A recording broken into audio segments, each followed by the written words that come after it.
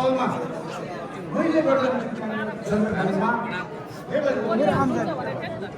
त्यो किसिमको एक किसिमको अभिभावक सन्दर्भमा लागिरहेको छ गरिरहेको छ यो अब पनि फेरि यो कस्तो राम्रो आयो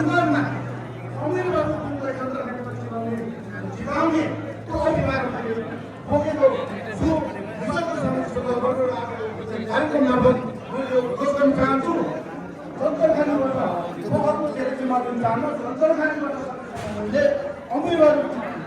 अमिरबाबुको स्थान अभियान मैले राखेको छु त्यसबाट उनीहरूको धेरै अबको